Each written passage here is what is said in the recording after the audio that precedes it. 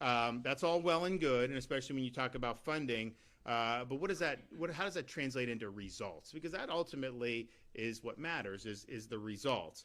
And so we now have the data for both the school grades for the academic year as well as our progress monitoring results for what we did. So I'm happy to announce that Florida schools earned improved grades across all school types, including 71% of all graded schools are now earning either an A or a B grade. That's a really big deal. This exceeds our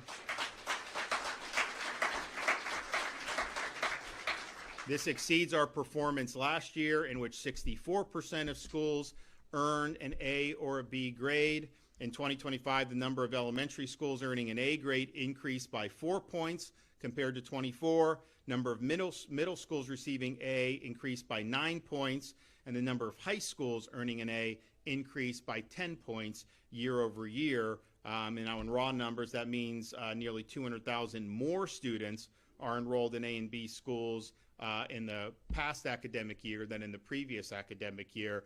So that's some real numbers. And in this past school year, 28 Florida school districts received an A grade, 31 districts received a B, 8 districts C, and no districts received either a D or an F. And I think Duval was A, correct? So Duval's gone from B to A, so congratulations.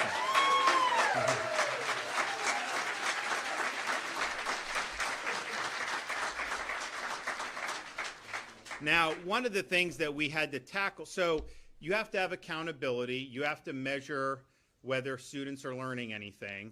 You can't just say you're not going to do that. On the flip side, we had gotten into a situation where so much emphasis was placed on this one end-of-year test. And that was kind of the sole measure of how these schools were doing, how the students were doing. So we had a lot of very good faith concern about that, and people were offering ideas about how maybe we could do it better. So there's some people that just don't want any accountability, and they have different reasons for why they don't want to do it. But of the people that agree, hey, we need to know whether we're actually doing a good job here, how do you measure that? And people had differences of opinion of that. So we did see an issue with so much emphasis being placed on one high-stakes end-of-year test, not only for just teaching to the test, which they would do for like the last couple weeks of the school year, but also if a student does poorly on the end-of-year test, well, they're in summer when you get the results. So how are you going to remediate that? You really don't have a time during the school year to be able to remediate it. So there were a lot of issues that went into that.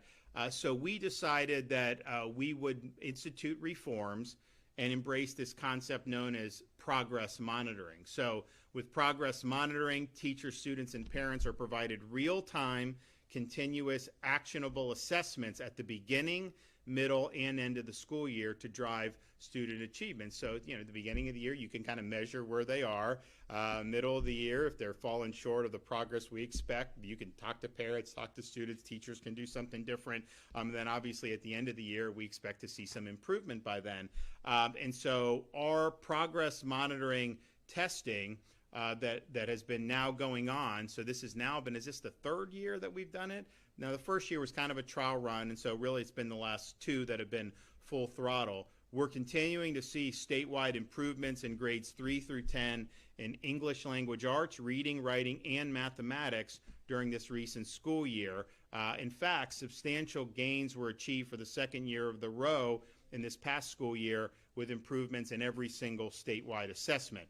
Performance for grades 3 through 10 in English language arts increased by 21 percentage points from the beginning of the school year till the end of the school year, with 57% of students scoring on grade level or above by the end of the school year, compared to just 36% in the beginning of the school year. Student performance on English language arts for those grades increased by 4 percentage points year over year, and by 8 percentage points during our first year of progress monitoring. So that means almost 1 million students scored at or above grade level in 2025, an increase of 114,000 students over the 22-23 school year.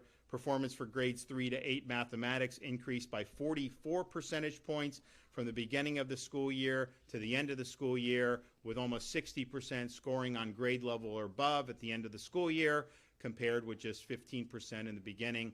In 2024-25, student performance on math for grades 3 through 8 increased by 3% year over year and by 6% 2 years compared to now. So that means 660,000 students scored at or above grade level in 2025, and that's an increase of almost 51,000 students over the 22-23 school year.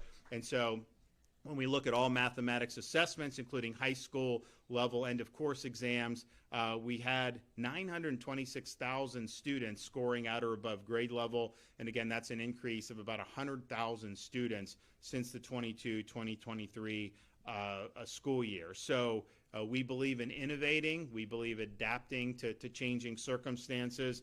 I think the progress monitoring has led to better student performance and better student achievement.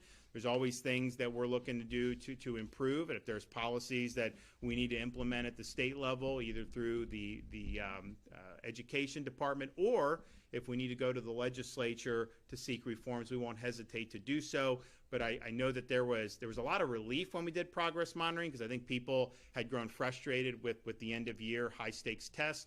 But there was also concern by some, well, is this actually going to measure? Are we still going to have high standards? And I think the results thus far have proven that it is accurately measuring, and it is allowing these students to improve throughout the school year. So I want to thank everybody that's been involved in this transition over the last few years. I know a lot of people were happy to see a transition, but it also did require additional work. And so I think parents and students and teachers by and large are happy with the current approach, and we want to keep building off that success. So thanks everyone. It's a great announcement, great data to be getting in. And I want to start bringing up some folks to be able to speak. So we'll start with Stassi, and then